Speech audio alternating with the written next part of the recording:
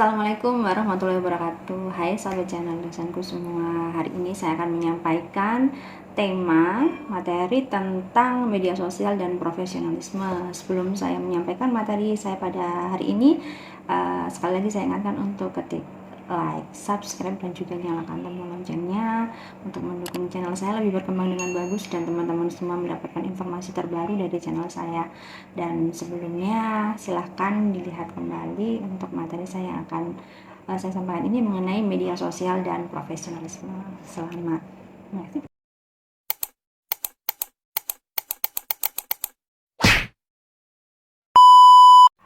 Baik, assalamualaikum warahmatullahi wabarakatuh. Di sini saya akan menyampaikan tema mengenai media sosial dan profesionalisme.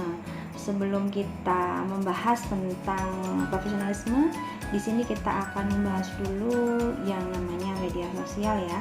Kita tahu semua media sosial sendiri merupakan suatu komunitas online untuk membagi informasi, ide, pendapat, pesan, baik berupa video, foto, dan sebagainya antar sesama penggunanya ya. Jadi media sosial sendiri itu adalah merupakan suatu komunitas online ya yang terbentuk di mana bisa menuangkan ide, terus kemudian pendapat dan juga berbagai hal di penggunanya masing-masing.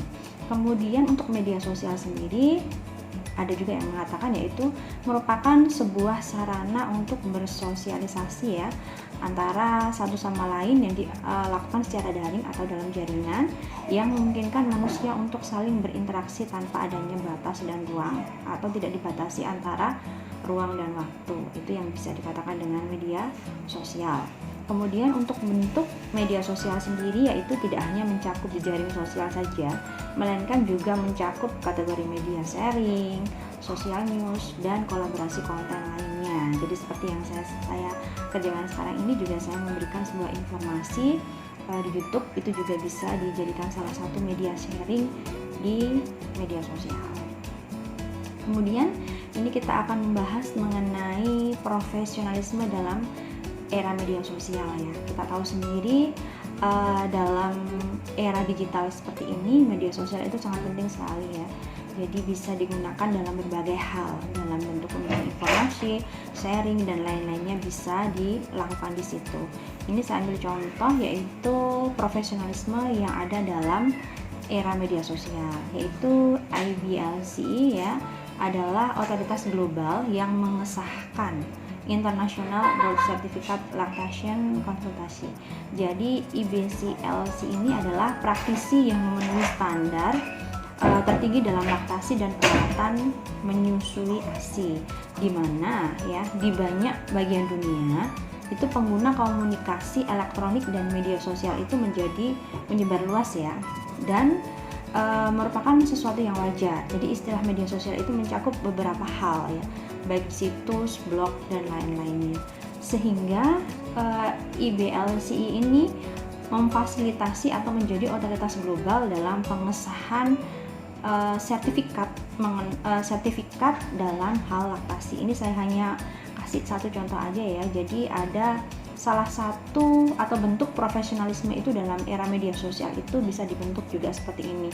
Jadi IBCLC ini berkomitmen untuk menyediakan perawatan yang tepat secara sopan, kemudian tanpa prasangka perseorangan, diinformasikan berdasarkan bukti terbaik yang tersedia, ketekunan dan kepatuhan terhadap standar perawatan yang wajar adalah penting bagi para IBCLC.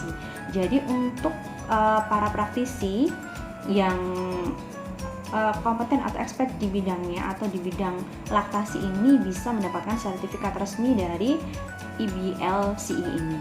Nah, itu adalah salah satu bentuk profesionalisme dalam era media sosial. Ini adalah salah satunya aja. Jadi masih banyak sebenarnya, tapi di sini saya ambil contoh yaitu IBLCI ini. Kemudian tantangan profesionalisme di era media sosial. Jadi yang pertama adalah kita harus meningkatkan kompetensi digital ya. Kenapa? Karena pastikan Anda ya memiliki pengetahuan dan keterampilan yang diperlukan untuk menggunakan alat-alat dan platform digital yang umum digunakan di tempat kerja. Jadi paling tidak kita kompeten ya dalam menggunakan alat-alat yang ada dan digunakan untuk sistem bermedia sosial ini. Kemudian yang kedua yaitu pelajari tentang aplikasi produktivitas, manajemen proyek, kolaborasi online, dan alat komunikasi digital lainnya.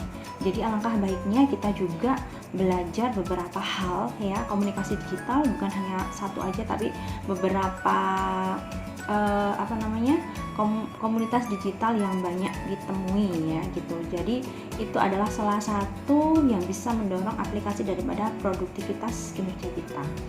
Selanjutnya yaitu tingkatkan kemampuan Anda dalam menggunakan perangkat lunak dan aplikasi terkait pekerjaan agar lebih efisien dan efektif. Kita tahu sendiri saat di tempat kerja dan kita menggunakan beberapa alat yang menggunakan aplikasi software dan lain-lain, kita pastikan juga bisa menggunakannya dan memakainya sehingga lebih efisien dan efektif dalam kita bekerja.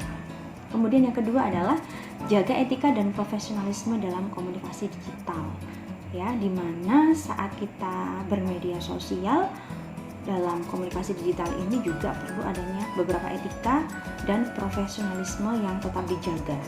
Kemudian yang ketiga adalah tingkatkan kemampuan kolaborasi dan jaringan online.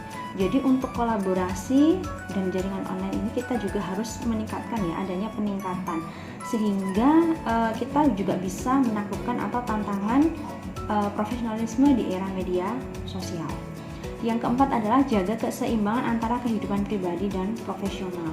Jadi kita harus ada batasan mana yang harus kita ranah pribadi dan mana yang ranah profesionalisme atau profesional. Jangan sampai kita dicampur ya. Jadi paling tidak jika kita bermedia sosial punya 2 akun, di mana salah satu akunnya adalah untuk akun pribadi, di mana kita share bisa kehidupan pribadi kita dan lain-lain, dan akun satunya adalah untuk akun yang profesional seperti itu.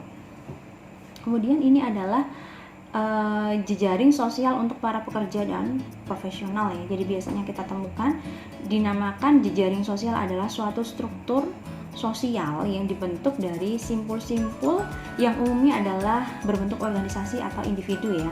Jadi di sini terjalin lebih dari relasi spesifik yang memiliki visi, ide, teman, serta keturunan dan lain-lain. Jadi mereka tergabung dalam jejaring sosial itu karena memiliki beberapa kesamaan. Jadi misalnya para konten kreator atau food blogger gitu ya, mereka doyan makan semua, berarti mereka membentuk sebuah komunitas atau jejaring sosial khusus untuk pengguna makan. Kemudian yang suka dengan edukasi atau pendidikan, mereka juga masuk dalam jejaring sosial yang memang pembentukan untuk edukasi. Selanjutnya untuk konten kreator yang mungkin dance juga ada jejaring sosial yang memang di sana itu yang berkecimpung memang yang suka atau hobinya dance semua. Nah, seperti itu.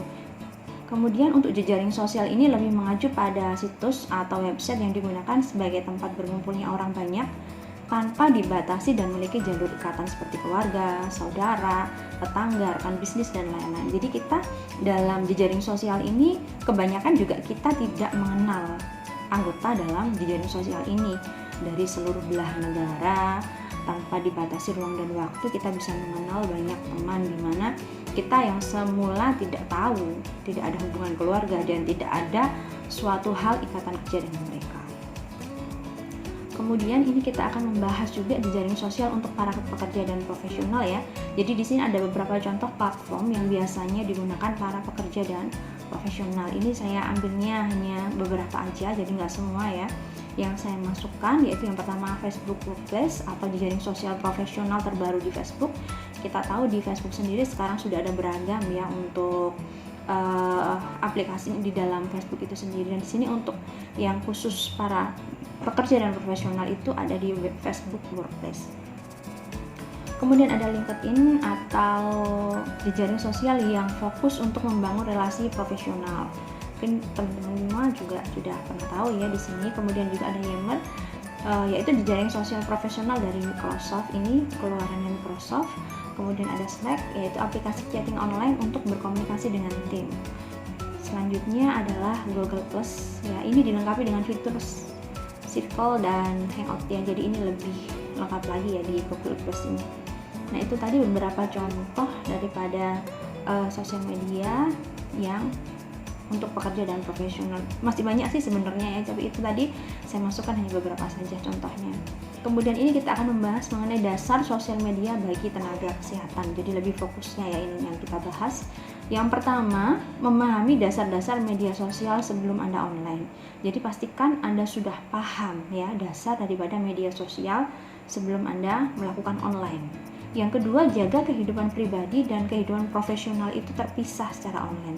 Seperti yang saya sampaikan sebelumnya, bahwa kalau bisa ada dua akun yang pribadi khusus untuk membahas atau mungkin berbagi kehidupan pribadi Anda. Yang kedua adalah untuk akun profesional. Yang ketiga adalah hormati privasi pasien atau klien dan kerahasiaannya. Nah, ini buat para nakes ya, khususnya saya ambil contoh, ini adalah mungkin bidan praktek mandiri ya. Biasanya kalau ada pasien datang, misalnya Anda mau mengupload di media sosial Anda, misalnya tentang persalinan atau mungkin perawatan bayi baru lahir dan lain-lain, alangkah Anda juga punya etiket di sininya ya, yaitu hormati privasi klien. Apakah klien kita itu bersedia untuk video tersebut diupload di media sosial atau tidak. Nah, jadi harus menjaga kerahasiaannya. Selanjutnya itu gunakan situs media sosial dan jejaring sosial untuk pengembangan profesional. Nah, tadi kan sudah saya membahas yaitu jejaring sosial. Carilah jejaring sosial itu yang memang sesuai dengan tema kita. Kalau kita menjadi seorang bidan, ya komunitas kesehatan paling tidak, atau mungkin komunitas bidan Indonesia, seperti itu ya. Jadi yang punya atau memiliki visi, tujuan, serta harapan yang sama di jejaring sosialnya tersebut. Kemudian berpikir sebelum memposting. Jadi kata-kata seperti apakah yang Anda posting tepat untuk media sosial itu benar-benar harus dipikirkan kembali ya. Apakah ini tepat untuk saya upload atau tidak? Nah, itu harus dipikirkan ulang. Kemudian bayangkan ya, postingan Anda jika sudah menyebar dan viral. Nah, seperti itu. Jika ragu-ragu, jangan diupload atau tinggalkan saja. Kemudian gunakan etik atau sesuai ejaan yang bagus ya, yang benar ketika sedang online. Jadi kita penulisan dan lain-lainnya harus disesuaikan dengan etik yang sudah tersusun ya. Kemudian cek setelan akun dan password online secara teratur. Nah, ini perlu sekali ditekankan karena kita tahu sendiri ya, sekarang hacker banyak banget ya. Jadi banyak akun-akun media sosial itu yang bisa diretas atau digunakan oleh orang lain. Jadi seyogyanya kita setelan akun dan password online-nya secara berkala dicek kembali. Kemudian hapus link apapun antara akun kita dan konten yang tidak pantas secara online. Nah, kita saat sudah membuat sosial media yang khusus tenaga kesehatan, pastikan di situ tidak terlink dengan beberapa akun ya, atau link yang memang tidak sesuai dengan tema akun kita. Jadi paling tidak silahkan dihapus saja atau silahkan di-unfollow saja untuk yang tidak sesuai dengan keinginan kita itu tadi. Kemudian ini kita akan membahas mengenai dasar-dasar media sosial sebelum online, yaitu adalah salah satu tadi di sini, yaitu mengetahui peraturan dan praktik setiap ruang media sosial sebelum bergabung. Jadi pastikan Anda tahu peraturan dan praktek setiap ruang media sosial. Jadi misalnya kita menggunakan IG atau Instagram ya, di situ kita harus tahu apa aja yang boleh diupload, apa aja ya konten yang dimaksud dengan konten-konten yang tidak pantas atau mungkin konten kekerasan dan lain-lain. Kita harus tahu juga di situ seperti apa ya. Kemudian mengetahui cara mengatur dan mengelola pengaturan privasi akun online Anda. Jadi pastikan Anda sudah memahami pengaturan atau setelan ya yang ada di akun media sosial sebelum Anda melakukan online. Kemudian yang ketiga adalah memahami konsep privasi, kerahasiaan, pencemaran nama baik, cyberbullying, dan fitnah serta hak cipta. Nah, ini perlu diperhatikan kembali ya. Tadi saya contoh misalnya ada salah satu bidan praktek mandiri. Kemudian ada BBL, bayi yang datang periksa. Kemudian Anda mau mengupload kegiatan tersebut di media sosial Anda.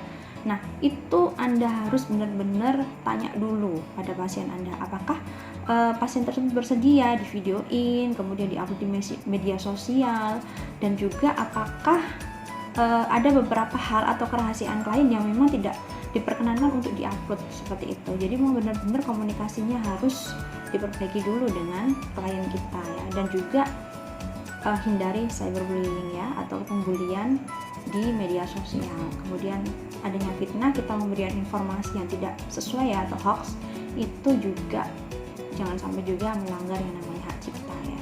Jadi copy paste punya orang lain tanpa menyertakan sumber yang diambil itu tadi.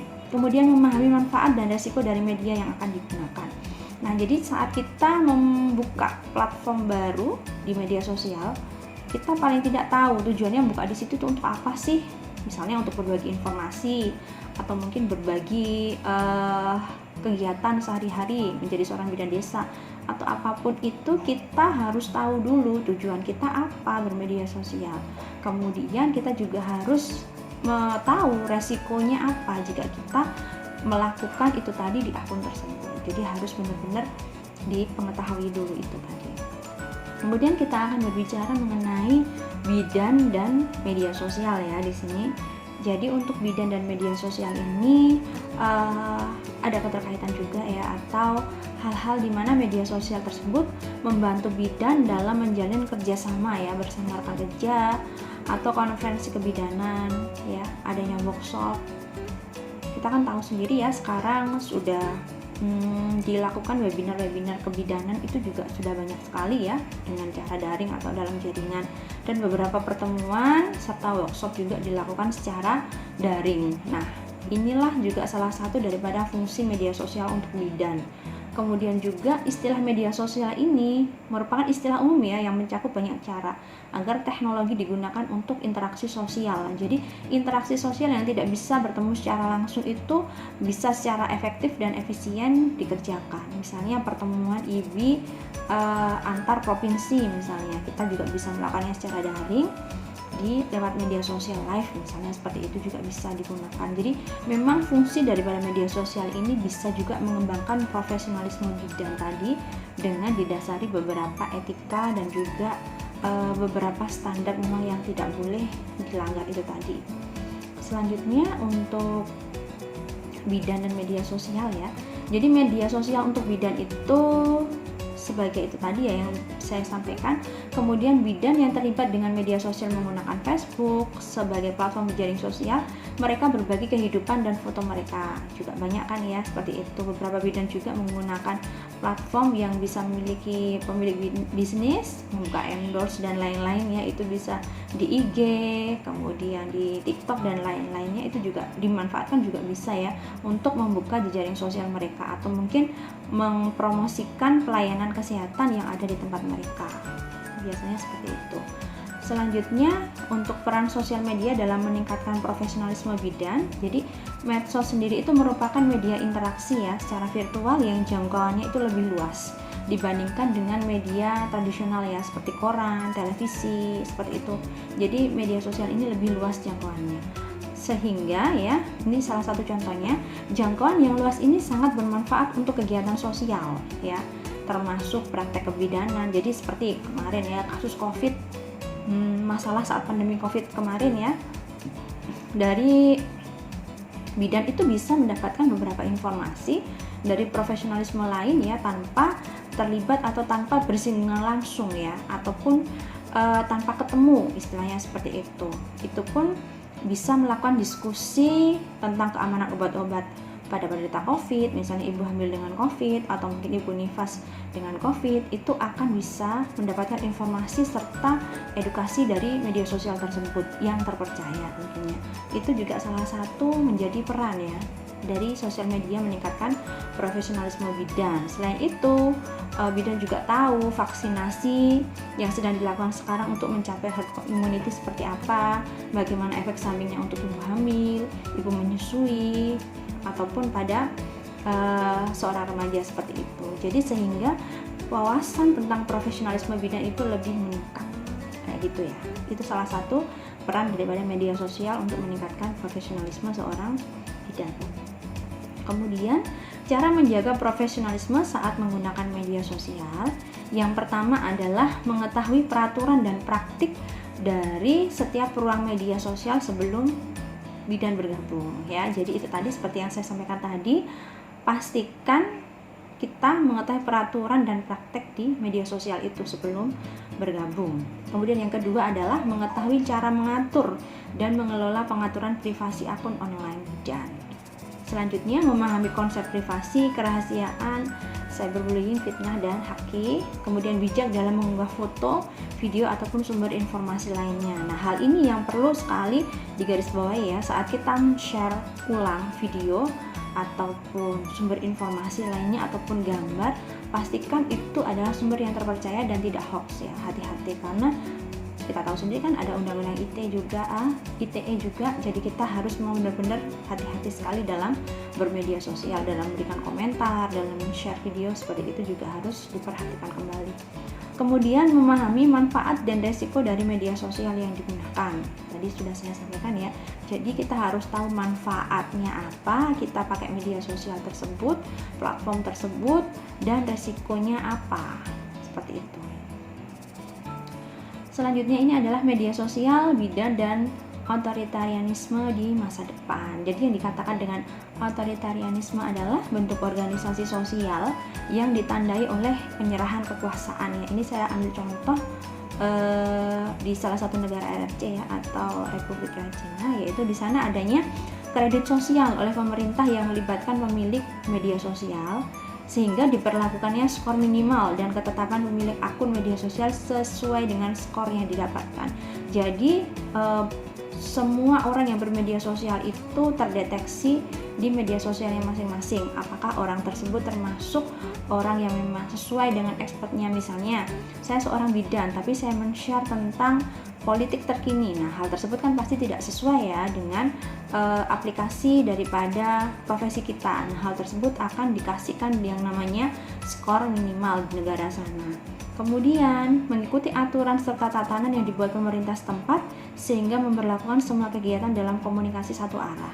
Jadi saat memberikan informasi ini di negara RRC sana ya, saya ambil contohnya salah satu negara di Cina itu seperti itu. Jadi saat kita bergabung dengan salah satu platform di media sosial, kita akan ada di situ disertakan pekerjaan ya, kemudian dan lain-lain data pribadi kita.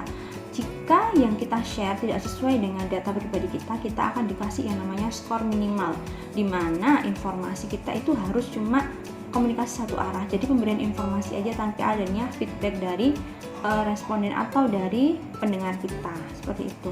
Sehingga kontrol media sosial itu lebih mudah diterapkan serta pengawasannya itu searah. Nah, hal tersebut memang mempermudah pemerintah sana untuk melihat apakah orang tersebut memang sesuai bidangnya dalam bermedia sosial dan menggunakan sosial medianya dengan baik.